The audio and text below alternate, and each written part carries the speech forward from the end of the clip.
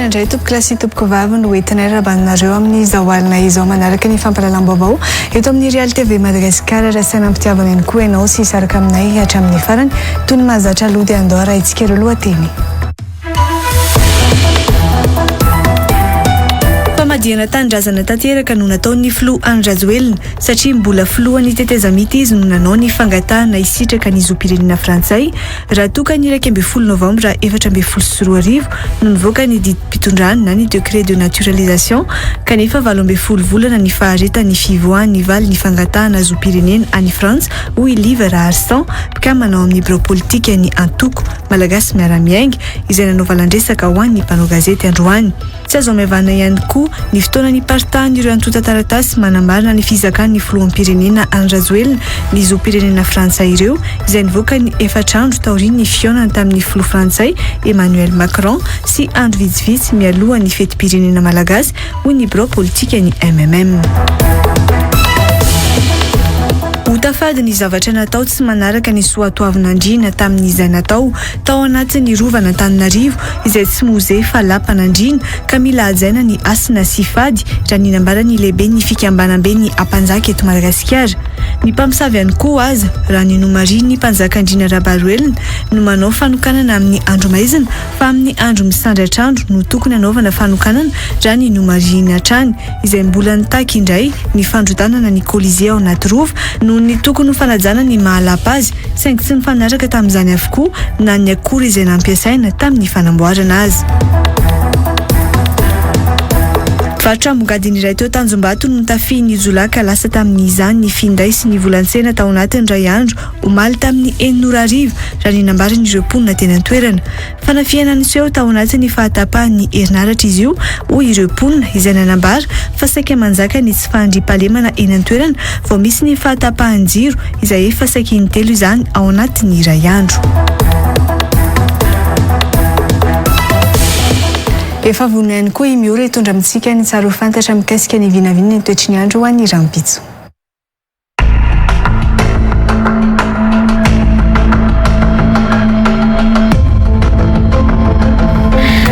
Tsika rehetra ny tokantrano any izay manaraka ny fampalalam-baovao eto amin'ny Real TV Madagasikara amin'izao fotoana izao. Ho fantatsika izao hoe toy ny ahoana ny mety ho vinavina ny toetry ny andro raha hoandra piso alarobia faraka amby 20 ny volana Jona taona 2024 sy 2025. Amin'ny ankapobeny dia saika ho tsara ny toetr'andro amin'ny faritra maro eto Madagasikara. Raha ho an'ny afovoantany manokana nefa dia ivadibadika ihany izay toetr'andro izay noho izany mila manao mafana isika raha andeha hivoaka ny trano iny na ny maraina na ny ariva.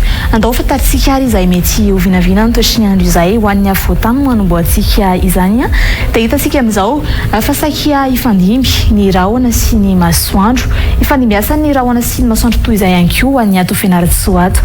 Raha andao ary ny any Nosbe no anohizantsika izay dia hitantsika amin'izao fa hitoetra ny orana tandrifindrahona ny any Nosbe ihany ka vinavinaina manodidina ny 12 ka hatramin'ny 12 degré Celsius ny marsipana. Raha iverenantsika ary ireto fatra sisa ambiny ireto dia saika hitoetra ny orana tandrifindrahona ho an'ny ato Sainte Marie ato. Raha ibalika kosa nefa ny masoandro any amin'ny tapany atsimo nosiny raha saika ifandimbiasa ny rahona sy ny masoandro ny fatra sisa ambiny. Toy izay ary raha ny mety ho vinavina ny toetry ny andro raha ny tapany maraina.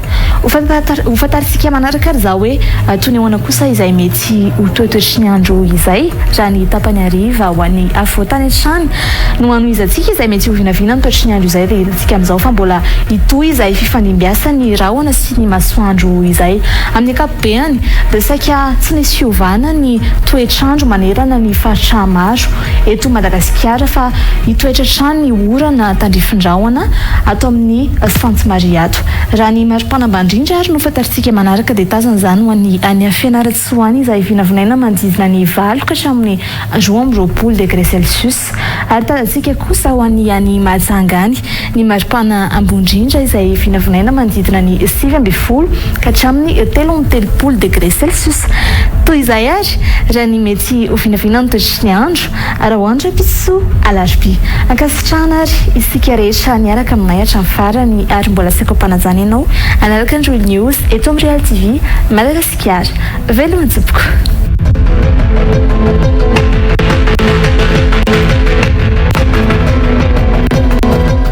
Iverenantsika raha navezivetera aloha ireo lohateny.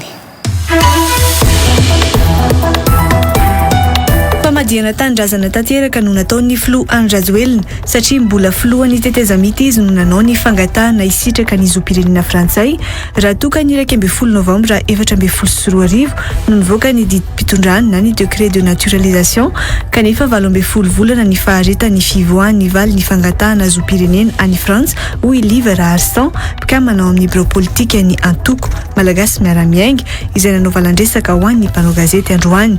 Tsy azo amevana ihany koa ny fotoana ny partahany ireo antota taratasy manambarina ny fizakan'ny filoham-pirenena Andry Rajoelina ny zom-pirenena frantsay ireo izay nivoaka ny 4 andro taorian'ny fionana tamin'ny filoha frantsay Emmanuel Macron sy andro vitsivitsy mialoha ny fetim-pirenena malagasy hoy ny bureau politika ny MMM. Tafady ny zavatra natao tsy manaraka ny soatoavin'Andriana tamin'izay natao tao anatin'ny rovana Antananarivo izay tsy mozea fa lapan'Andriana ka mila hajaina ny asina sy fady raha ny nambarany lehibe ny fikambanam-be ny ampanjaka eto Madagasikara. Ny mpamosavy ihany koa aza raha ny nomariny mpanjaka Andriana Rabaroelina no manao fanokanana amin'ny andro maizina fa amin'ny andro misandratra andro no tokony hanaovana fanokanana raha ny nomariny hatrany izay mbola nitaky indray ny fandrotanana ny Colisée ao anaty rova no ny tokony ho fanajana ny mahalapa azy saingy tsy mifanaraka tamin'izany avokoa na ny akora izay nampiasaina tamin'ny fanamboarana azy.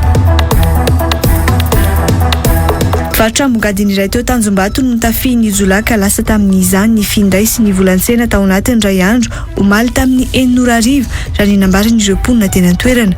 Fanafiana niseho tao anatin'ny fahatapahan'ny herinaratra izy io hoy ireo mponina izay nanambara fa saika manjaka ny tsy fahandriam-pahalemana eny an-toerana vao misy ny fahatapahan-jiro izay efa saika intelo izany ao anatin'ny ray andro. Ny antsipitriam-baovao avy hatrany ary Razoina dia tamin'izy mbola filohan'ny tetezamita no nangatahiny filoha Andry Rajoelina ny zom-pirenena frantsay hoy ny mpikambana ao amin'ny bureau politika ny MMM Liva Raharsan androany. Fihetsika izay tena famadiana tanindrazana raha ny nambarany satria mbola filoham-pirenena izy no nangataka zom-pirenena hafa. Nitaky nitondran'ny filoham-pirenena Andry Rajoelina fanazavana mahakasika ity fizakany zom-pirenena frantsay izay nangatahiny ity araka izany ny MMM tao anatin'ny valandresaka ho an'ny mpanao gazety no tanterahin'izy ireo androany. Mitatra ny andindiny izay mendrika Razafina Tsima sy Andry Rapesaotra. Tsy azo amevanana ny fotoana ny voanina ireo antota taratasy manamarina ny fizakan'ny filoham-pirenena Andry Rajoelina ny zom-pirenena frantsay 4 andro monja tao aorian'ny fionana tamin'ny filoha frantsay Emmanuel Macron sy andro vitsivitsy mialohan'ny fetim-pirenena malagasy ho ny mpikambana ao amin'ny bureau politika ny Antoko Malagasy miara-miainga Liva Raharsan nandritra ny valandresaka ho an'ny mpanao gazety natao ny Antoko MMM androany. Fa manina ny voavy ny resaka tamin'ny président Macron izy andro vitsivitsy alohany dia mivoaka io. Zany fanontaniana zapetraka fanontaniana maliko ny fanontanianao. Io tsy midika mihitsy hoe aveto no mety hitrangana io, mety aveto koa ny trangana io fa tokony anahadiady daholo ireo fa manina io no mivoaka. Raha ohatra hoe ka jereny reny taratasy mivoaka reny, zara taratasy confidentiel daholo kely izy. Taratasy confidentiel eo amin'ny fitondrana frantsay, eo amin'ny fitondram-panjakana frantsay no mivoaka. Misy finian'ny prime ministre Manuel Valls manambara fa naturalisation le izy. Mivoaka journal hatramin'izay nga nisy namoaka ny journal officiel la frantsay zany. Fa manina no mivoaka izy amin'io fotoana io. Zany fanontaniana tokony hoe manina amin'io fotoana io izy no mivoaka alohan'ny fetim-pirenena malagasy. Zava-doza. Raha be io fa tsy azo atao amaivamaivanina mihitsy io zavatra io. Nambarany Liva Raharsan ihany koa fa 12 volana no ananan'ny prefecture frantsay na malina ny fangatahana zom-pirenena frantsay nataony Andry Rajoelina. Izy io mantsy misy hoe 12 volana no mahavaly ny tokony hamaliny ny prefecture ny any Frantsa io fangatahana naturalisation io. Ka raha voavaly raha izy mamaly hoe azo ekena ny fangatahanao, fangatahana aloha tsindrina tsara aloha hoe fangatahana dia apetsony ny prefecture ianao dia rehefa avy eo dia miomana ianao amin'ny cérémonie de naturalisation. raha jerena araka izany ireo antota taratasy nivoaka izay ahitana fa ny 1 Novambra 2024 no nahazoan'ny filoham-pirenena Andry Rajoelina ny zoom-pirenena frantsay io dia tamin'ny mbola filohan'ny tetezamity izany Andry Rajoelina nanao ny fangatahana zoom-pirenena frantsay izay azo raisina ho famadihana tanindrazana hoy Liva Raharsan. Rehefa nijerena le 20 volana zany verina kely amin'iny inona zavatra hita mbola filohan'ny tetezamity izy ny nangataka an'io. Zay zany zavatra tokony ho fantatry ny rehetrarehetra zay. Filohan'ny tetezamity izy nangataka an'io. Raha filohan'ny tetezamity izy zany nangataka an'io, eo zany ny tena manahirana dia manahirana. Eo anatrehan'ny mpiray tanindrazana rehetra fa dia karazana tena famadihana tanindrazana zany. Filoham-pirenena ianao mangataka an'le izy. Misy mantsy ny fianianana hiaro ny tombotsoa frantsay atao mandritra ny lanonana ahazoana ny zoom-pirenena frantsay na ny cérémonie de naturalisation hoy Liva Raharsan. Eo amin'ny cérémonie de naturalisation io dia misy karazana afatrafatra petraky ny préfet ary misy fianianana ataon'le olona nahazo an'le ny afatrafatra ataon'ny préfet amin'izay fotoana izay dia miteny izy hoe afatrafaranay ianao mba hitandro tahaka ny anaka Andriamaso ny tombotsoa amin'ny firenena frantsay satria no zao efa frantsay ary le olona zay mahazo le inty izy le zoom-pirenena koa dia miteny teo hoe za dia minina fianianana mihitsy ny amin'ny hoe iza koa dia hiaro tahaka ny anak'Andriamaso ny tombotsoa amin'ny firenena frantsay. Fanontaniana araka izany no mipetraka hoy ny birapolitika ny MMM raha hiaro ny tombotsoa malagasy ny filoha Andry Rajoelina raha toa ka hisy fanolanana ara diplomatika eo amin'ny la Frantsa sy Madagasikara. Fa rehefa latsaka hofidiana izy za tsy tamin'ny resaka lalàna hoe nahazo ny latsaka ve izy ny tompona andraikisasiana nalao zany ho any aloha. Fa zavatra fantatra fotsiny amin'izao fotoana izao dia hoe teo amin'ny fotoana izay nanaova ny fianianana izy dia ninina koa tamin'ny lalam-panorenana malagasy fa hiaro ny tombotsoa amin'ny Madagasikara rehetrarehetra. Dia fanontaniana no apetrako. Tena fanontaniana no apetrako hoe raha ohatra moa zany ka misy tsy fankazahoana disadisa ara-diplomatika eo amin'ny Frantsa sy Madagasikara. Hiaro an'izy izy. Ny fiandrianam-pirenena mihitsy no voatotoina ao anatin'ny fizakan'ny filohan'ny repoblika ny zoom-pirenena frantsay hoy ny birapolitika ny Antoko Androany. Tokony tsy maintsy mitondra fanazavana ao anatin'izao araka izany filohan'ny-pirenena hoy Liva Raharsan. Ny zavatra tena takina amin'izao fotoana izao ary anisan'ny ao anatin'ny fanambaran'ny MMM dia ny filoham-pirenena mihitsy manome fanazavana mahakasika an'io hoe hazavao io inona ny tena dikan'io dia miandry hoe amin'ny fanazavana visa tsy amin'ny fanazavana miandry. Tsy mbola nitondra fanazavana mikasika io fizakan'ny zoom-pirenena frantsay io moa ny filoha Andry Rajoelina herinandro katroka taoriany ny voano ididi-panjakana na décret de naturalisation io izay niparitaka nanomboka ny talata 30 Jona lasa teo. Ny filoham-pirenena Andry Rajoelina mihitsy no tsy madio fo matombola naka io zoom-pirenena frantsay io na dia vao avy filohan'ny tetezamita azy tamin'ny taona 2024 hoy ny ambasador'ny Madagasikara tany Senegal teo aloha Parrain Auguste Androany. Tsy olon-tsotra hoy izy Andry Rajoelina fa filoham-panjakana tamin'ny fotoana nangataina ny zoom-pirenena frantsay io ka tsy tokony nanao an'izay fihetsika izay izy na dia valipity nomen'ny frantsay azy tamin'ny fanonganana ny filoha teo aloha Marc Ravalomanana tamin'ny 2024 azy io zoom-pirenena io. Tokony hametra-pialana araka izany ny filoha Andry Rajoelina ary mirotsaka ho kandida amin'ny fifidiana manaraka any Frantsa hoy Parrain Auguste. Nanao ny fanadihadiana Tozy Rabefatra sy Anja Rakotonoray. Ny nina ho tsy manana zoom-pirenena hafa ankoatra ny mahamalagasy azy androany i Parrain Auguste izay isan'ny fananambara mpabe-maso fa ho kandida filohampirenena. Nambarany fa afaka ny mangataka an'izany ny tenany no misy teraka mialohany 700 sy nonona elabe tany ivelany saingy ny safidy ny tsy akan'izany. Zaho aloha dia tsy manana an'izay. Tsy manana an'io fa zaho afaka nangataky. Satria zay tena bitava 60 dia maka lettre de naissance any finantre regny dia manao démarche. Fa za sy nanao an'io sy nangataka an'io aho dia za sy manana zany avoao raha misy mahita any fa za sy manana nationalité akoatra ny malagasy anahy na nipetraky tany ivelany ela be zaho sy nagnano an'izay fa izay da tokony hazava zay resaka zay. mikasika ny Filoha Rajoelina dia valim-pity sy valikasasarana tamin'ny fanonganana ny marika ravalomanana tamin'ny taona 2024 izay olona akaiky ny Amerikana no azo anikana ny fahazoana zom-pirenena Frantsay hoy Parrain Auguste. Iny zany récompense nomena anazy le nanongana an'le président ravalomanana tamin'ny 2009 raha hitan'ny Frantsay fa hoe ohatrany tsy dia nazahoan'le nanembana intérêt tetika satria tamin'ireny le resaka hoe fa misy resaka tamin'ny société pétrolière tany amin'ny asimo andrefagny nomezan'ny ravalomanana américain zay napiditry lalina ny Frantsay hoe analan'ny ravalomanana teo dia izy moa zany nampiasainy. Ny tsy fananany Andry Rajoelina moraly ka nangatahany izy ho pirenena Frantsay tao anatin'ny fotoana nitondran'ny teteza mita no tena olana hoy Parrain Auguste. Ny tena hitako tena faute ny président zany dia izy nanambara anazy hatrany voalohany za tsy dia hiditra amin'ny resaka hoe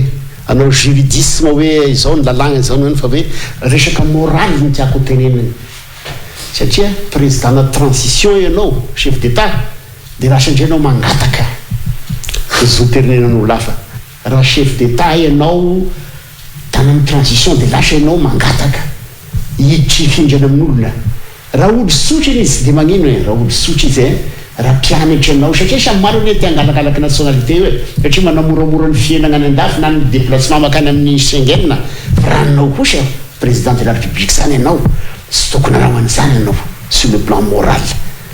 Tsy madio fo mihitsy ny Filoha Rajoelina izay mbola nanao fiteny fiantsiny izay manasokajiny malagasy ho alika hoy Parrain Auguste. Efa izy moa milaza hoe tetanindrazagny dia ry amrova izy dia mitenin'olo hoe mivovo zany hoe alika ke zany zany ve dia mety zany gasy zany nataonao hoe mivovo fa ianao zao anao zany tena malhonnête anao monsieur le président misy malhonnêteté ianao hatramin'ny voalohany ka hatramin'izao dia misy malhonnête ianao. Tsy mendrika ny safy ny andeha tafika intsony ny Filoha Rajoelina indrindra amin'ny fetim-pirenena izao hoy Parrain Auguste. Any Frantsa amin'ny 2024 no tokony hirotsaka hovidriana i Andry Rajoelina raha nambarany. Ianao sy tokony hitondra ity isona anao sy tokony ho président ity ianao milasana ho an'ny France en 2024 fa misy élection présidentielle ny France dia tokony milasaka agny ianao fa ianao kosa tsy mendrika hitondrana ny malagasy sony ary marina ny amin'ny alzala hoe ianao ny sy tokony hisafo sony andeha tafika malagasy satria Frantsay ianao fa sy malagasy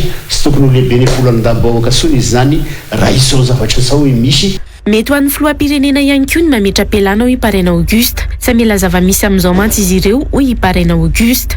Ary io sy hipetraka io asika malagasy ange manana an'izay patriotisme anazay io nge na voataosika hoe tamin'ny resaky DAO io le varotra tany ity tena hoe sy varotra tany sony ty fa tena hoe anao président de la république vazaha Frantsay ianao le sara ho anazy angamba hoe miala moramora izy ary io so apetrakinay ny resaka an'io ary dia hita moa ame dossier ataon'ny HCC ame recevabilité ny dossier fa io so apetrakinay io fa sy azo apetrapetraky moramora zany satria resaka moral koa le izy akoatra ny resaka lalàna hoa resaka moral. Laza moa i Parrain Auguste fa ho sahirana ny Filoha Rajoelina manomboka izao satria tsy hisy ino sy atoky izay zavatra teneniny intsony ny vahoaka malagasy. Voamarina ny maha-Frantsay ny filoham-pirenena Andry Rajoelina satria tsy nandiso ireny antotan-taratasy nivoaka ireny ny Frantsay hatreto hoy ny mpandalina raharaham-pirenena Constant Raveloson androany. Efa tsy tokony atao ao anaty kantintsony araka izany ny Filoha Andry Rajoelina izay fantatra fa vazaha fa ny samy malagasy ho izy no tokony hanao fiaraha-midinika hijerena ny lalam-pividianana entina hiatrehana ny fividianana. Ny antsony FFKM mba hanaiky hitarika ny fifampidiniana ny samy malagasy io moa i Constant Raveloson. Tojorabe fatra sy Anjara Kotonoray. Tsy mbola nitsipaka ny Filoha Andry Rajoelina ny Frantsay nanisa aza ny fitakininy nosy malagasy na ny Élysée Pars izay manapirofo fa mbola mety amin'ny Frantsay ny fomba fitantanana ny dossier Élysée Pars io ho ny mpandalina raharaham-pirenena Constant Raveloson androany. Midika izany ho izy fa teratany Frantsay tokoa ny filoham-pirenena malagasy. Ty président de la République ankehitriny ty Andry Rajoelina ny anarany Andry Rajoelina dia citoyen Frantsay. Na mbola eo ny mahagasy azy na tsy eo citoyen Frantsay izy ary mbola tsy nitsipaka azy ny Frantsay. Anatin'ny lalàna Frantsay dia verezina tsy ho citoyen frantsay raha olona mikitikitika ny tombontsoa ambonin'ny frantsa ohatra zany a ny ireo nositsika lazaina hoe ils éparse reo move efa ny verezin'ny frantsay tsy ho vazara tsy hoe no ireo valiny tsia mbola mahafaly amin'ny frantsay zany ny ataony momba an'ireo ary tsy ho azotsika ireo raha min'Rajoelina. Manapirofo fiarovan'ny filoha Andrajoelina ny tombontsoan'ny frantsay amin'ny maha-frantsay azy io ny fanapotehana ny orinasa Sekren sy ny sehatry ny lavanil ka iandrasana ny fidiran'ny frantsay any amin'ny faritra avaratry hoy Constant Ravelson. Avela oloha sy potika ny Sekren sy ny faritra ny Dego na avy amin'ny vanil na avy amin'ny zavatra karazany ny faritra ny Dego faritra avaratry iny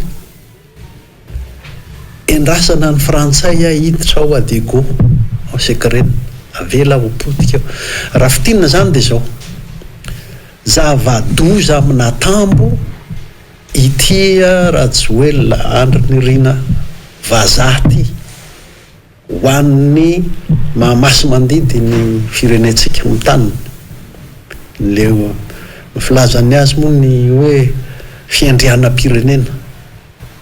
Mampametra-panontaniana avokoa amin'izao ireo sinisy ireo olona notendren'ny filoha Andrajoelina nandritra ny fitantanany hoy Constant Ravelson. Zavatra rehetra eto amin'ny firenena izay neverina fa notendreny nosoniaviny sy ny sisa lasa mampiahiahy daholy tsy azo anakinana ninninona tsony amin'ny fiandrianam-pirenena Rajoelina tsy azo itokisana itsony amin'ny fiarovana firenena izy. Nisy zao generaly tamin'izy teo amin'ny fiarovana dia tena nidy vazana mijery atsika eo amin'ny télé mamokona totontry ary mivandravandra mandrahona ny député hoe nareo manakorotana mbola constitution koa zay zany hoe ilay député manala ny fitokisany amin'le premier ministre tsy rarahan'le vaza président de république zany ny zavatra misy eto. Tsy maintsy mifampidinika hijerena ny vahaolana ny samy malagasy amin'izao hoy Constant Ravelson. Miantso ny FFKM izy amin'izany mba hitarika io fifampidiniana ny samy malagasy io. Raisy ohatrany hoe tsy kôty tsony Rajoelina tsy misy itokisana azy tsony ninninona ny amin'ny resaka lalàna zany fa raisy ohatrany hoe itsika menakavy tsy maintsy mifandamina tsy maintsy manao fifidianana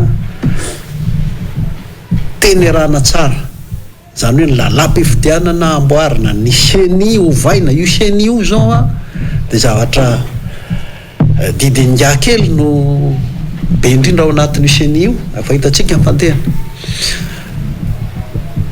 inona ny atao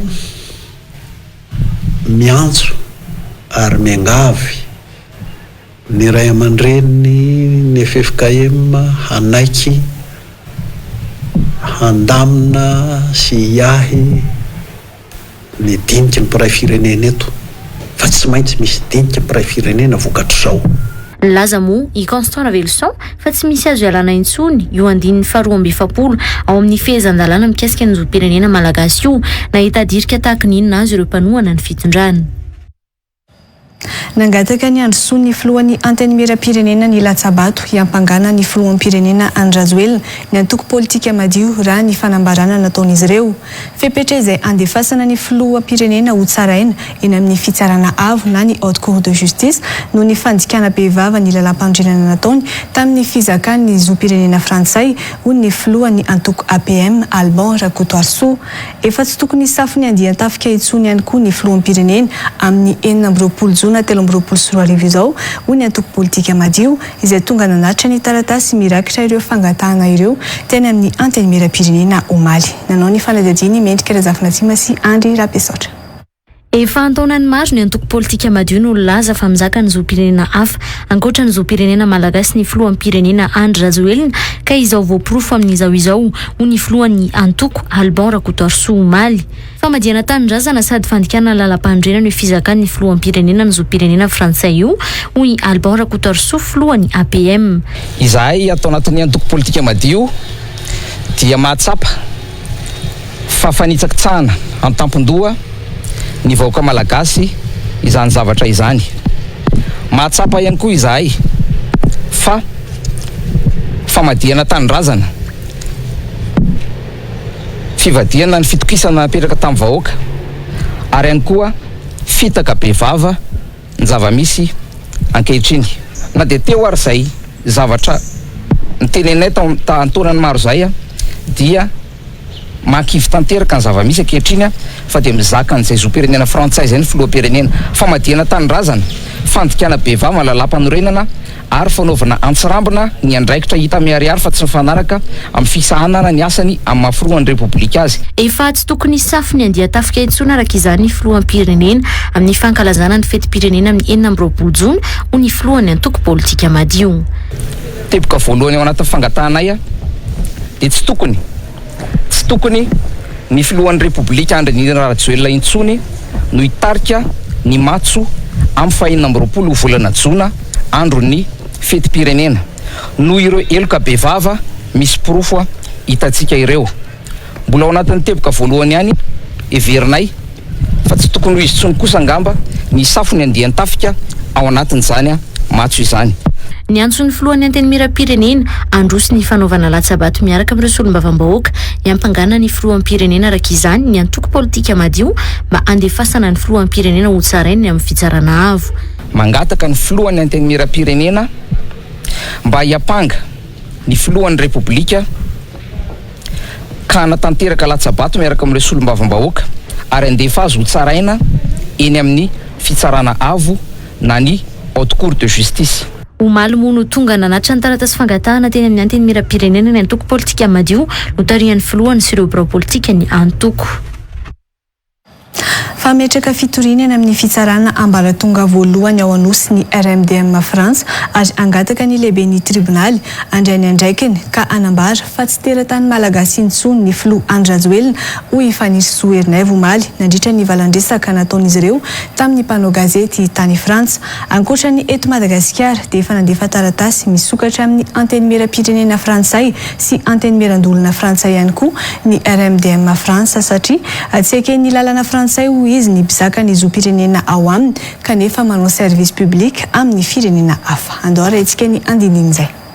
Mety tsy ho fantatry ny Frantsay ny fisian'ny lalàna malagasy mikasika ny fizakan'ny filoham-pirenena Andry Rajoelina ny zoam-pirenena Frantsay ho ifaniry Zohernay tao anatin'ny valandresaka izay nataon'ny RMDM France omaly ka nandefa taratasy misokatra ho an'ny antenimiram-pirenena sy antenimiran-doholona Frantsay ny RMDM France.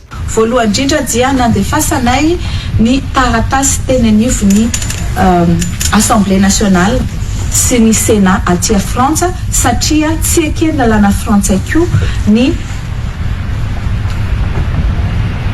mpizaka ny zoam-pirenena Frantsay fotsiny ihany ao aminy hipetraka amina toerana amina firenena atao service public anankiray ana firenena hafa. Izany dia manohitoina ny fiandrianam-pireneny Frantsay sy manohitoina ny fiandrianam-pireneny izay firenena hafa izay. Ka izay conflit d'intérêt amin'ny firenena anankiroa izay dia noho ny fanafenany Andry Rajoelina ny fananany zoam-pirenena tokana. Ametraka fitoriana eny amin'ny fitsarana ambaratonga voalohany eto Antananarivo ihany koa ny RMDM France ho ifaniry Zohernay. Rapitsany dia ametraka ihany koa ny fitoriana eny anivon'ny tribunal de première instance na ny fitsarana ambaratonga voalohany any Madagasikara izay ametraka ny président ny tribunal na ny filohan'ny tribunaly eo anatrehany andraikitra tokony raisiny dia ny exception d'extranéité na ny exception ny laza fa tsy teratany malagasy intsony Andriamatoa Andry Rajoelina no io lalàna article 42 ny code de nationalité io. Tsy manana fitiavan-tanindrazana intsony ny ampitondra ankehitriny satria efa tsy mizaka zoam-pirenena malagasy ka mahatonga azy ireo hanao didy jadona eto amin'ny firenena hoy ifaniry Zohernay. Mpitondra ny saboka andraikitra na imposteur no mitondra antsika amin'izao ary tsy vitany manao imposture fa mametraka didy jadona ao amin'ny firenentsika.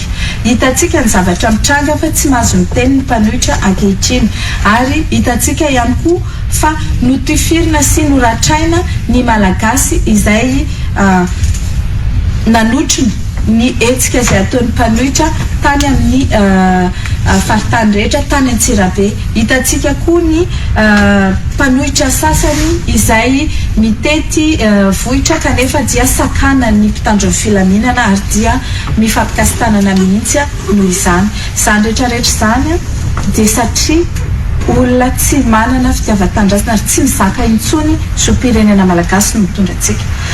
Tokony mitondra fanazavana mikasika io fizakana ny zoam-pirenena frantsay ny filoha Andry Rajoelina io ny fitsarana avo momba ny lalam-panorenana sy ny antenimieram-pirenena ary ny antenimieran-doolona hoy Fanir Soernef tao anatin'ny valandresaka izay nataony tamin'ny mpanao gazety Malial tany Frantsa.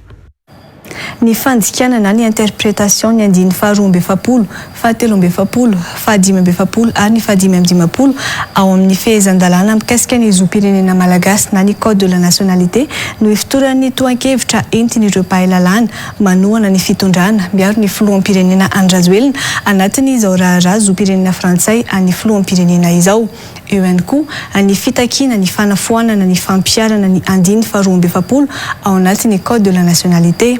Raha ny rarakopana tsakato moa ny fanakianana mahavaivay avy amin'ny mpanohitra nanomboka ny 13 jona ny poany ity raharaha ity dia ny andry 3 andro taty aoriana kosa avo nanomboka ny akantsehatra tamin'ny haino aman-jery ireo mpanohana ny fitondrana. Arahintsika raha ny fiten'ireo faneho-kevitra ny entin'ny mpanohana ny fitondrana mikasika ity zoam-pirenena frantsay anana ny filoha Andry Rajoelina ity.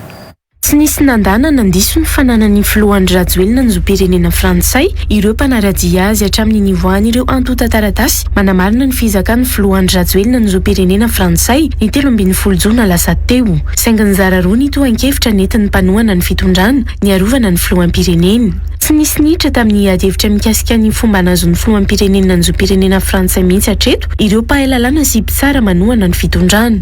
Avy hatrany dia ny tokony ampiarana na tsy ny andiny faharoa amby efapolo ao amin'ny fehezan-dalàna momba ny zoam-pirenena malagasy na ny code de la nationalité malagasy no ny fantohan'ny toan-kevitra nentin'izy ireo ny arovana ny filohampirenena. Tany amin'ny fahafitony volana marsa 2024 taoriny namoany la gazette de la grande île ny kopian'ny passeport frantsay any filohan'ny republika Andry Rajoelina ny 3 marsa 2024 no efa nitondra ny faneho-keviny ny filohan'ny antenimieram-pirenena Christine Razanamahasoa izay mpitsara ary nanipika fa tokony hojerena ihany koa ny andiny fahadimy amby efapolo ao anatin'ny code de la nationalité fa tsy mijanona fotsiny eo amin'ny andiny faharoa amby efapolo.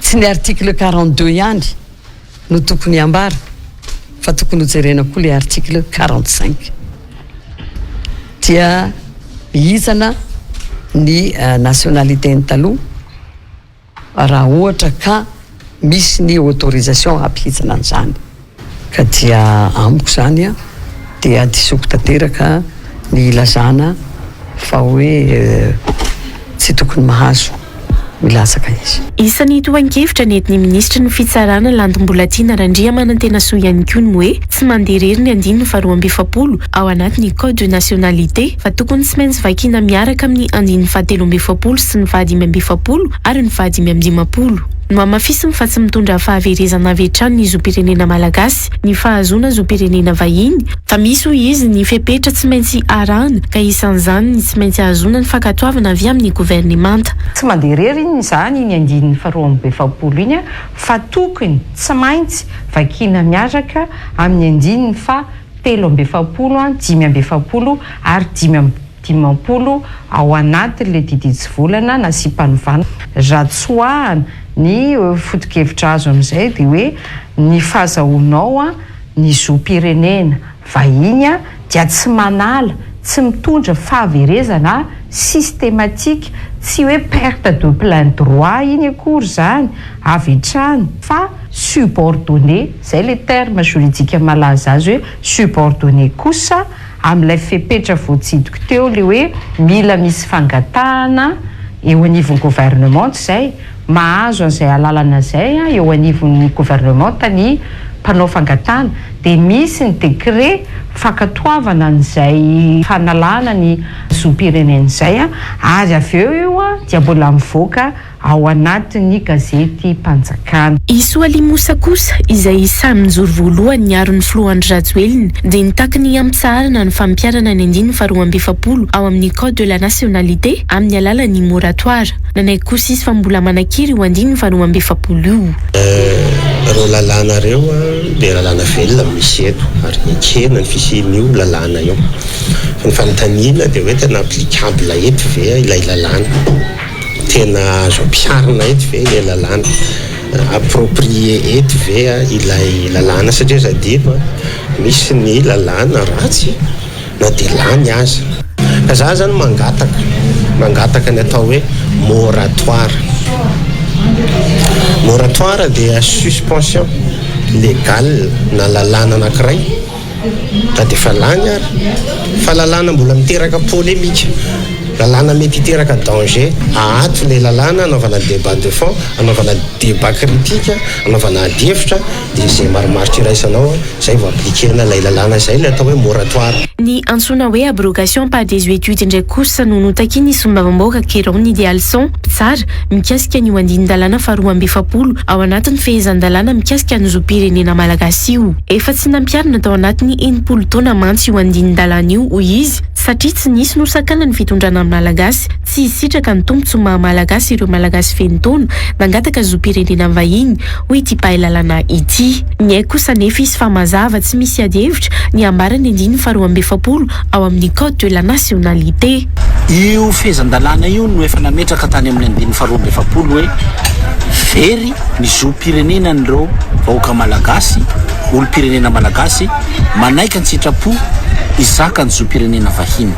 Sisy interprétation azo ataony amin'izany fa mazava efa naheno vetsika gasy teratany malagasy nesorona taminy ny fizakana ny zoam-pirenena malagasy nanomboka aorinan'io fampiarana nyity code de nationalité 60064 tamin'ny 22 juillet 1960 io mbola tsy nisy na de ray rano fahafantarako azy eo no mahatonga miteny hoe misy angery olona amin'zahay nianatra lalàna amin'zahay ataoko hoe nisafidy ny nianatra zany hoe lalàna zany ny atao hoe fanafoanana noho ny tsy fampiarana miverimberina ao anatin'ny fotoana ny andinin-dalàna anankiray amin'ny teny vahiny na amin'ny terme juridique dia hoe abrogation par des études. Raha efa mifantoka any amin'ny fampiarana ny fehezan-dalàna mikasika ny zoam-pirenena malagasy ny serasera ireo mpahay-lalàna miaro ny fitondrana dia misy kosa ireo mpanohana ny fitondrana mbola manamafy fa nonovainy filohandry Rajoelina tamin'ny dadabe ny zoam-pirenena frantsay io na hoe par filiation. Ny taleny kabinetra ny fiadidiana ny repoblika Romivo Sandrianarsoa no voalohany laza fa nonovainy filohandry Rajoelina tamin'ny Raibeny ny zoam-pirenena frantsay raha andresaka tamin'ny gazety Le Monde nivoaka ny alakamisy 20 jona. Ny ministra ny serasera Lalatiana Rakotondrazafy indray no niakatsehatra tamin'ny anao manjery ny zoma 20 jona nanohana ny zoam-pirenena frantsay azo avy amin'ny filiation io ka nilazany fataranaka fahaefatra amina fianakaviana frantsay ny filohandry Rajoelina. Ny filohandry Rajoelina io dia 4e génération ana famille fianakaviana frantsay zany hoe aty amin'ny ina moa natao génération tsy aty amin'ny taranaka fahaefatra aty amin'ny taranaka fahaefatra izy amina fianakaviana frantsay zany hoe ny dadabeany arrière grand parent zany ny dadabeany zany dia ny zaka ny zoam-pirenena dadabeany dia ny zaka ny zoam-pirenena frantsay zany hoe raha atao amin'ny lazatsotra azy faran'izay tsotra dia mizaka ny zoam-pirenena frantsay ny filohandry Rajoelina par affiliation. Ny sabotsy 17 jona indray no niakatra teto amin'ny Real TV ny taleny serasera ny fiadidiana ny Repoblika teo aloha Rinara Kotomanga sy nanohana ny toa-kevitra fanovana ny zoam-pirenena avy amin'ny dadabe ny filohandry Rajoelina ny Rinara Kotomanga fa nilaza kosa fa nomeny gouvernemanta frantsay ny filohandry Rajoelina ny zoam-pirenena frantsay nandritra ny fotoana nipetrahany tany Frantsa rehefa niala teo amin'ny fitondrana izy tamin'ny fiafarany tetezamita tamin'ny janoary 2024. Sy nangataka ny zoam-pirenena frantsay ny filoham-pirenena ny Rajoelina fa nanaiky ny fanomezany gouvernemanta frantsay azy ny zoam-pirenena frantsay no izy isokajiany frantsay ho demokraty rehefa nahavita ny fividianana ny ekeny rehetra tamin'ny 2024 hoy Rinara Kotomanga. Za mino satria moa filohandry Rajoelina fiainany manokana hoe ala izy tamin'ny alalan'izany par diplomatie zany no nazahoany an'io satria nahoana ny frantsay no tonga dia manome anao an'ilay statut na nationalité frantsay inona ny antony noho ny zavatra nataonao inona ilay zavatra nataona ndre matofiloha raha tadidinareo tsara dia nisan'ny élection démocratique reconnue dans le monde entier taorian'ny olana nisy teto Madagasikara taorianany 2009 ny élection tamin'ny 2013 noho izany andao omentsika récompense ary zoan'ny frantsay fitondrana frantsay tanteraka ny manao an'izany mangataka titre de séjour ny filohan'ny Rajoelina satria izy mikarakara ny vady aman-janany dia nomeny izy ireo ny statut na nationalité frantsay zoan'ny frantsay zany a prérogative ny fitondrana frantsay ianao kosa ve tolorana dia anda dikan'izany tsy voatery ianao no mangataka fa misy an'izay prérogative an'ny frantsay zay ary afaka manome an'izay olona tiany omena izy afaka tsy manome mihitsy koa an'izay olona tsy tiany omena izy tsy mbola nitondra ny fanio-kevitra moatra amin'izao na ny filohan'ny fitsarana avy momba lalam-panorenana Florent Rakotoarso na ny filohan'ny HCC teo aloha Jean-Éric Rakotoarso.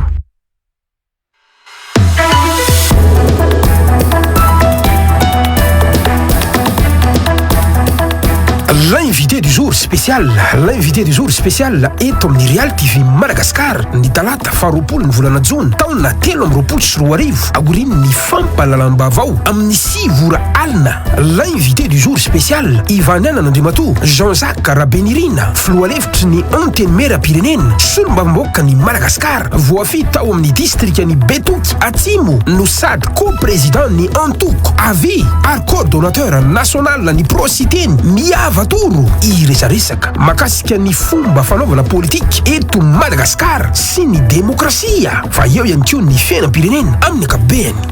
Anasananao ary naraka izany.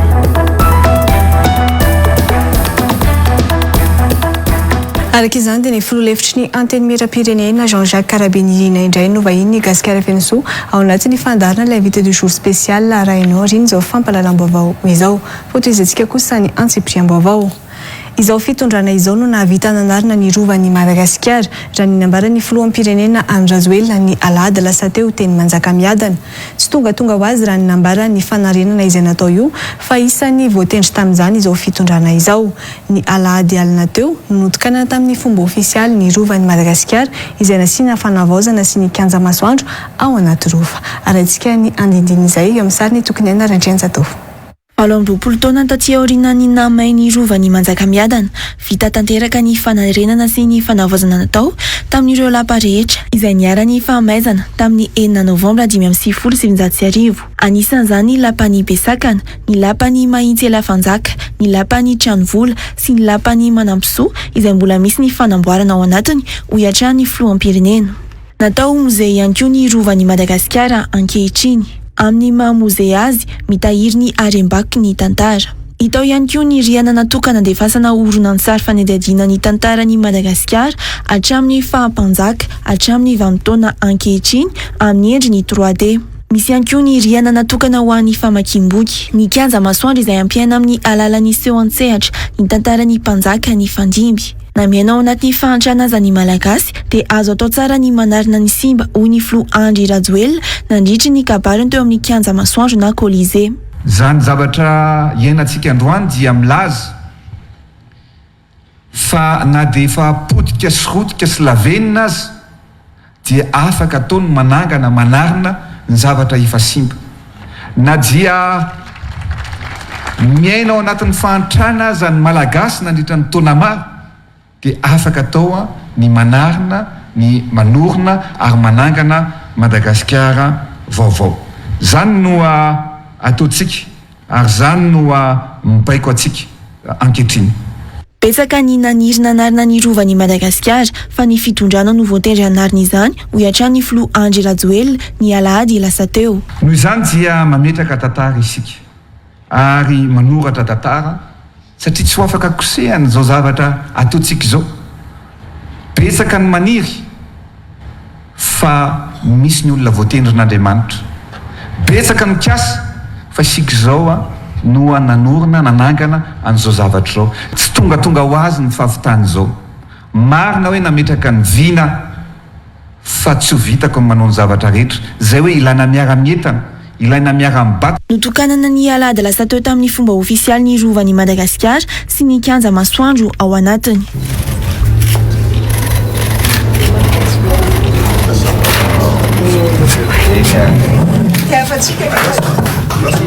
Ndato amin'ity hevitra ity sika ahitana andreo sary hosodoko izay natao teto amin'ny rova satria tamin'ny fotoan'andro teto amin'ny rova André Matofilos Ramatovaty dia nanaovana École des Beaux-Arts. Ity zany razabe any Académie nationale des arts et de la culture, monsieur le président, madame la première dame, raha ny fianarana sary hosodoko tato. Izay sary hosodoko rehetra hitantsika amin'ny rindrina eto dia natao tato anatin'ny rovan'i Madagasikara avokoa tamin'izy l'École des Beaux-Arts ary voatahiry. Nanomboka ho Malaelatsinainy ihany koa dia afaka tsidiany rehetra ny lapa. Tao anatin'ny fampahafantaran'izay nivoaka moa no namaritana fa 4,000 ariary ny fidirana ao amin'ny rovan'i Madagasikara io ho an'ny ankizy latsaky ny 10 taona ary 5,000 ariary ho an'ny 10 taona miakatra raha teratany malagasy. Raha toa kosa ka andoavana 2,000 ariary izany ho an'ny teratany vahiny latsaky ny 10 taona ary 2,000 ariary ho an'ny 10 taona mihoatra ho an'ny fididiana ny lapa ny Manjakamiadana. Raha nitsidika ny rova iray manontolo kosa no andoavana 5,000 ariary ho an'ny ankizy latsaky ny 10 taona ary 2,000 ariary ny mihoatra ny 10 taona. Raha toa ka 2,000 ariary ho an'ny teratany vahiny latsaky ny 10 taona ary 4,000 ariary ho an'ny teratany vahiny mihoatra ny 10 taona.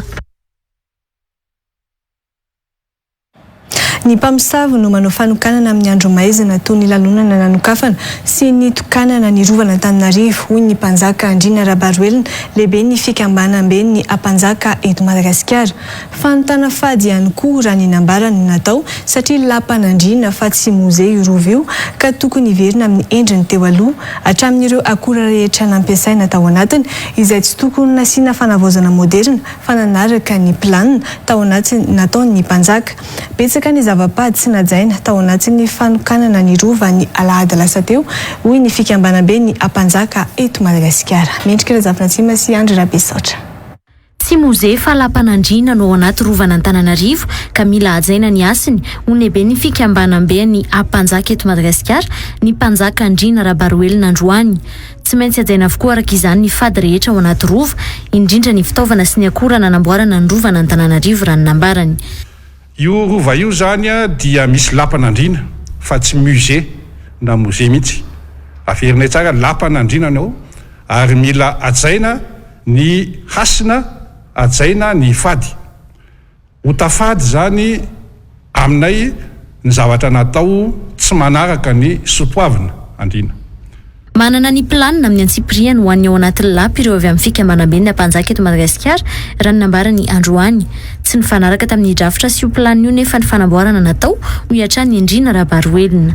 Zava-misy nefa dia tsy nanaraka ireo planina ireo.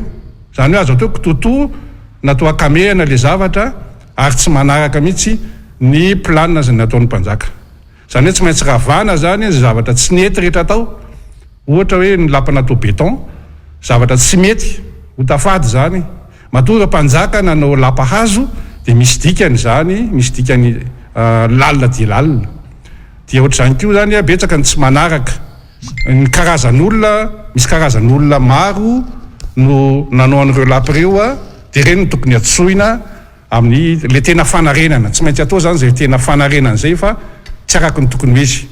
Nisy ny fotoana nandrenana ny rovan'ny Manjakamiadana indrindra ny lapa izay nakana akora tany amin'ny fanjakany Merina Atsimo toy ny tafo solaitra sy ny sokay nanaovana ny rafitra rehetra izay rafibato ary koa ny hazo amboary izay nalaina avy ao Ampongavato Atsimo ny Betafo izay renivohitry ny fanjakana Merina Atsimo no misy azy. Hoy kosa ny lohampianakaviana avy amin'ny fanjakany Merina Atsimo.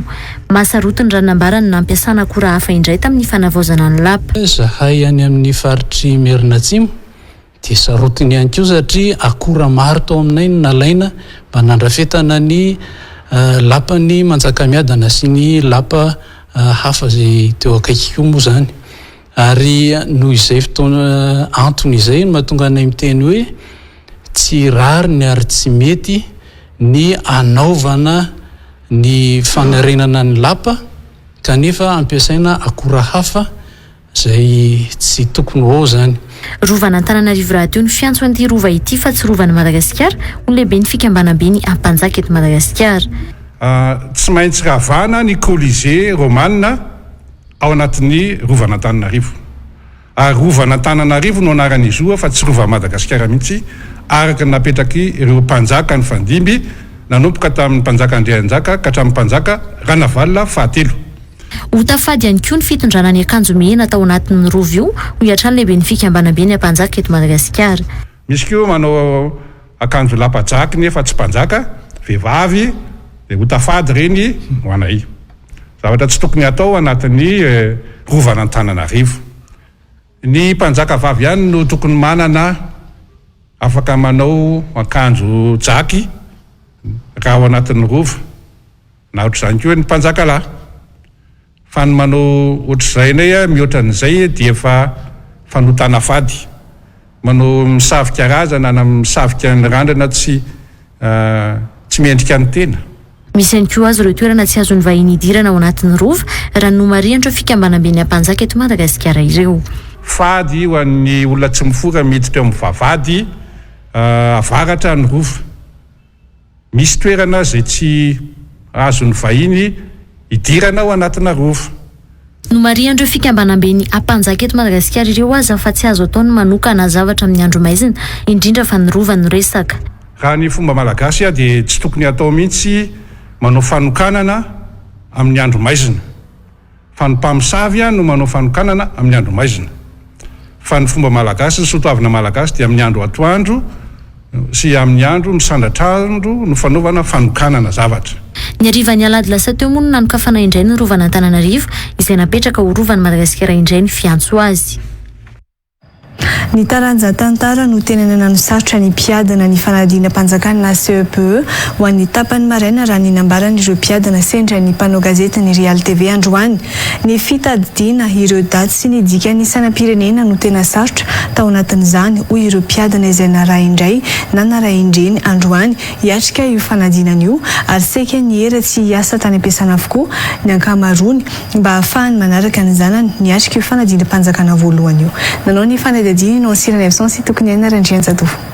Akanjo ba, bonnet mafana, gants tanana, cache-nez ireo no avy hatrany dia nahafantarana andreo ankizy izay hanala ny fanadinana CEPE io androany.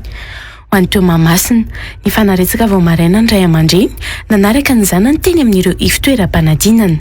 Fa nohanana afatra farany ireo no nataony ray aman-dreny ny alohany idiran'ny zanany tany anaty efitra ny mpanadinana.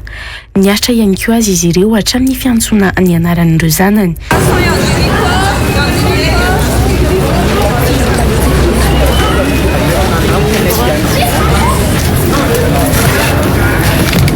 Ho an'ny androany, ny ainga maraina ireo ray aman-dreny nanatitra ny zanany. Saika ho fisorohana ny fitohanana no tsy maintsy ny alana maraina io. Mipetraka ny météo zay dia niala tamin'ny tany an-trano. Somary mangatsiaka fa izy efa tsy maintsy mena sakafo maraina mafana dia efa nomanina mihitsy izy atao mafana miala ny an-trano. Tamin'ny dimy sasany. Lavitra be ngapetraka. Any Anosy-Zatatsinany izay mipetraka fa niala amin'ny embouteillage.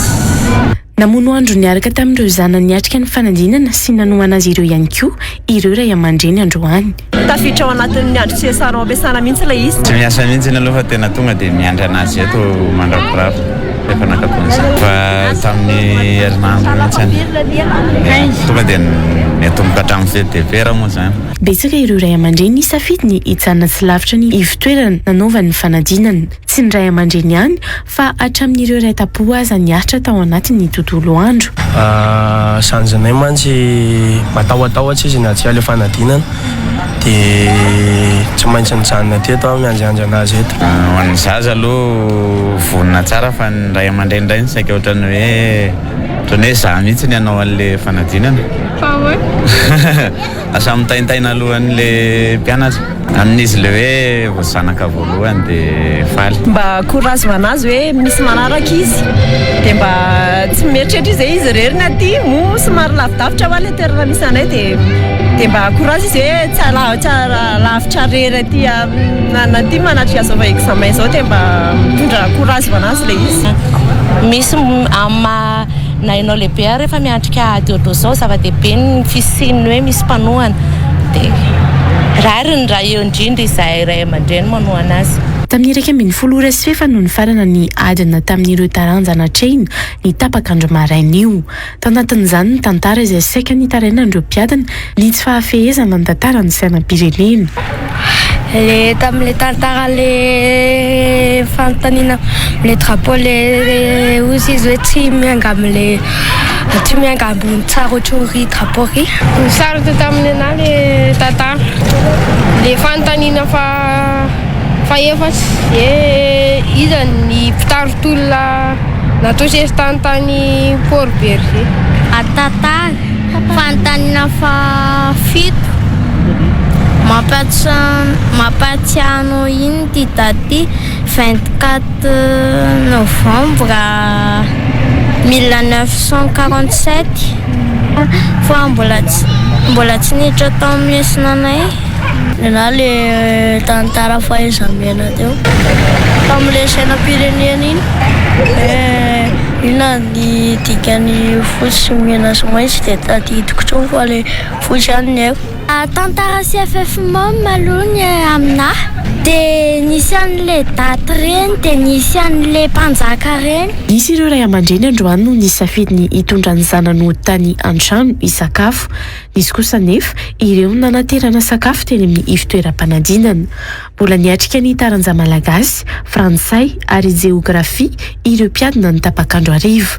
Ny isa 1.20 sy 5.00 sy 1 alina sy 10 moa ireo mpiadina tamin'ny CEPE nanerana Madagasikara izay no tsinjaraina tamin'ny efitrano-panadinana miisa 5.70 sy 700 sy 4.00 sy 1 alina amin'ireo ivitoeram-panadinana miisa 5.70 sy 700.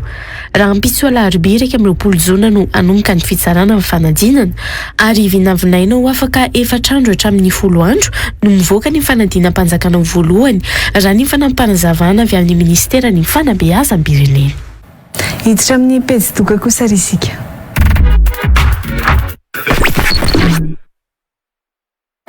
Manambahiny fampahalalam-baovao amin'ny izao alina izao zareo avy amin'ny G-Shopping miarahaba ny Dr Onira Kotrainybe tonga sao anatin'izao fampahalalam-baovao izao tompoko. Efa miarahaba ny Madame Mikaela dia efa miarahaba koa ny mpijery rehetra manaraka ny Real TV. Voasamy manomona ireo ny vahiny teto amin'ny fampahalalam-baovao tamin'ity alina ity ampahafantarao ny mpijery ety ampiandohana aloha hoe inona zany G-Shopping zany iny ihany koa ny esika karakarainy zany tompoko. Ny G-Shopping events dia mpikarakara atao hoe hetsika indrindra moa zany ny hetsika ara-barotra ny tena ataonay efa nanomboka tamin'ny herintaona izy io fa nisy hetsika maromaro ihany nanomboka atao amin'ny akoho tamin'ireny matetika dia amina centre commercial no ikarakarainay ny hetsika fa amin'ity dia misy hetsika anankiray izay karakarainay etsy andrefanambojanahary. Ino izay hetsika zay zay hetsika izay dia le malagasy mikorana zany hoe hitantsika ihany ngamba ny ombenimbeny ny ireo karazana fampahafantarana maro fa io hetsika io dia karazana lanonana anankiray fampiratiana mazava ho azy varotra no atao fa hoe malagasy mikorana zay dia misy ihany koa ireo karazana fety hirahira mazava ho azy sy ny sakafo zay moa ny tena lanonana dia misy ny sakafo dia misy ny hirahira. Inona moa zany tokony mahatonga ny olona hoe anatrika an'ity ety na ihany koa ny tombony manokana ho an'ireo izay tonga rehetra eny amin'ny centre commercial Nouveau Monde? Rehefa fety ohatr'izao rehefa tonga ny asaramanitra rehefa manodididina ny 26 juin io tokoa dia betsaka ny karazana ohatrany hoe fety maromaro eto amin'ny eto Antananarivo zany fa anisany hoe mety hampiavaka azy aloha dia hoe ny filaminantsaina satria rehefa miantsena zany ianao maro ny olona mifamevezivezy dia matetika amin'ireny no mikorotana ny saina aiza no apetraka ny fiara aiza no ale raha hividy zavatra anankiray indray toerana lavitra be dia be fa amin'ity zany dia atobinay amin'ny toerana anankiray ao amin'ileo hoe centre commercial Nouveau Monde etreny rehefa nambojanahary io le fotoana rehetrarehetra dia amin'io ny karazan-javatra rehetrarehetra dia afaka ho hitantsika mandritra ny fotoana io satria io zany sady efa centre commercial zany hoe mampiavaka azy amin'ny centre commercial rehetra koa dia hita ao daholo misy hatramina fivarotana fiara ao misy hatramina fivarotana kojakojana fiarakodia moto misy fivarotana moto ratio ao misy reny ohatrany hoe resaka ny endrika amam-bika fikolokoloana an'ireny misy maro ny amin'le centre commercial fa akoatran'izay zany dia ny G-Shopping dia hitondra paprante indray izay fampiaraka aminy hatramin'izay ary ataoko hoe mbola tsy nandiso fanantenana ho an'izay rehetra nanatika an'io hetsika nataon'ny G-Shopping dia mazava ho azy tsara be le toerana isaky ny toerana zay ale atsika tamin'ny farany teo zao tsika le tao amin'ny akordiky iny a de hitako hoe tsara be le toerana fa ity koa mbola tsara lavitra nao zany satria voalohany indrindra moa tena midadasika le toerana goudronné tsara le izy a mampiavaka azy koa de eo le nouveau monde a eo andrefa nambojanary eo mitoby raha tsy mandrava mihitsy ny repère atsika zany raha tonga eo tsika de eo ampitany misy centre commercial angeza be zay misy parking ny lalana makany tsy lavitra raha vaty anosy mety hoe eo amin'ny 300 metatra eo ngambany io tsisy lavadavaka aloha mandrapatonga eo zany fa tena hoe tena milamina tsara fifamoivoizana centre ville le izy a de raha ohatra tsika hoe hitady lanonana zany koa de mazava azy misy lanonana mandritra n'ilay fotoana. Ankoatran'ilay zavatra ny tany sainao rehetra teo ireny inona ihany koa no mety ho hiteny amin'izao akatoko ny asaramanitra zao? Matetika rehefa le manao fety ohatra hoe fampiratiana isika de ohatra hoe mandefandefa hirahira mahazatra amin'ny olona fa itya misy tarika anankiray ihany koa miaraka amin'ny G-shopping zany hoe ny tarika baobab mety misy mahafantatra mety mbola tsisy mahafantatra fa izy ireo de mpanafana an'ireny cabaret reny ary izy ireo tena mandritry ny efatrandro io a de eo amin'ny fotoana io foana zany satria mazava ho azy zany ny ampiavaka an'le hetsika ihany koa de manomboka amin'ny 6 maraina le izy a de tsy mifarina raha tsy amin'ny 6 alina mazatra moa rehefa manao hetsika fampiratiana reny tsika de ohatra hoe miditra amin'ny 6 de marava amin'ny 5 sasany amin'ny 9 satria hoe maizina ny andro ohatra zany fa amin'ity zany mahasaramanitra azy de matetika mibetsaka ny fety de ity zany misy fety ariva ihany koa fa ny fanentanana misy foana mandritra an'ilay fotoana fa misy ambiance fety mihitsy ny mihaino kalokalo mihaino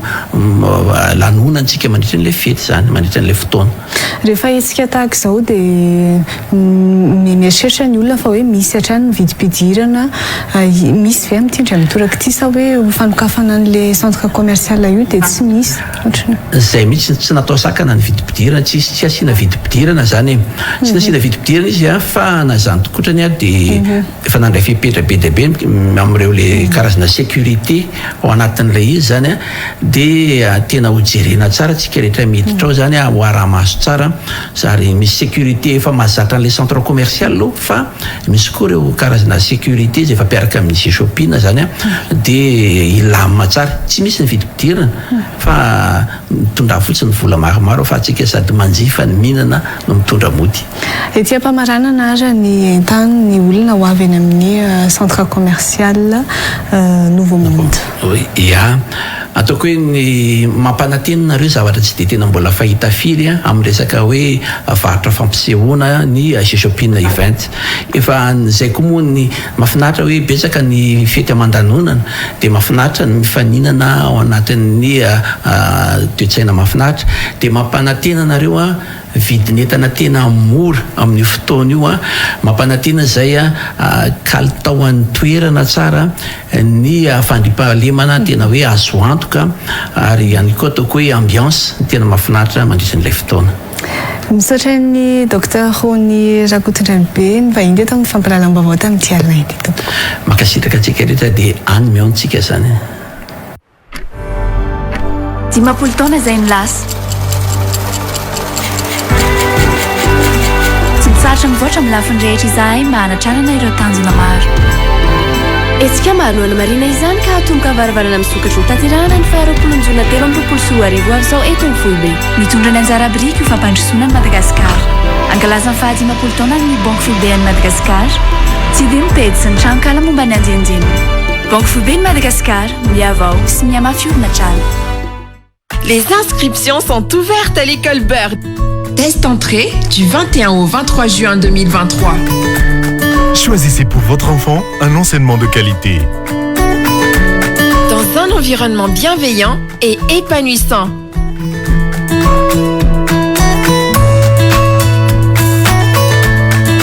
Se plaît à Bird. Offrez-lui toutes les chances de succès. École Bird, homologuée de la maternelle au lycée. École Bird, ensemble vers la réussite.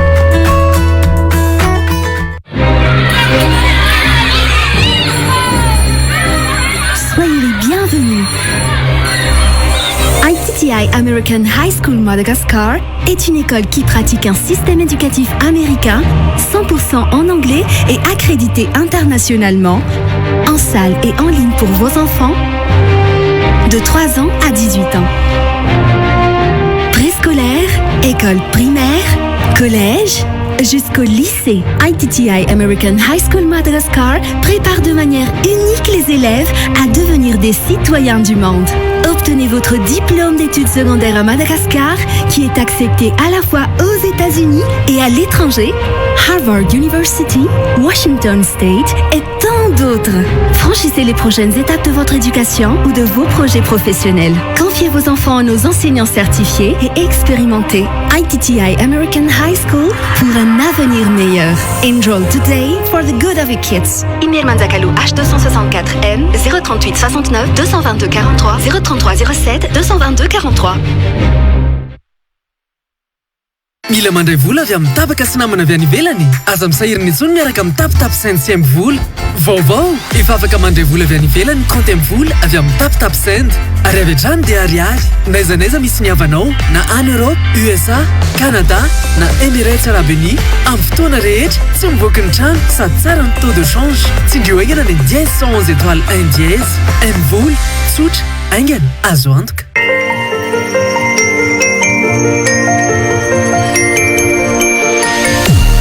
Manapetra ny fifankatiavana. Fandefasam-bola avy any an-dafy makaty Madagasikara amin'ny alalan'ny Western Union, TapTap Send, Ria, Orange Money Europe, Orange Money, miaina ny sakana, azo antoka kokoa.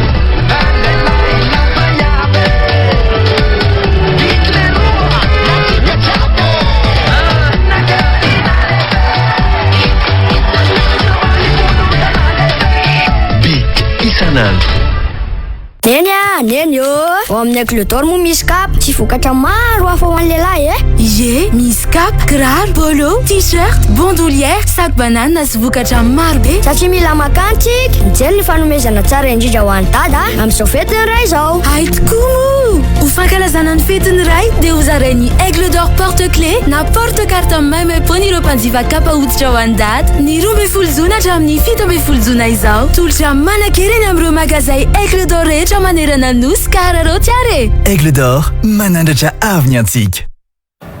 Dia izany koa ry tompoko lasy tompoko vavy no manakatona ny fampahalalam-baovao tamin'izao alina izao ankasitrahany ianao sy nisaraka taminay hatramin'ny farany dia ankasitrahany ihany koa ny teknisianina rehetra ny ary nampita ny sary sy ny feo tamintsika mame fotoanaonao amin'ny rampitso indray veloma tompoko.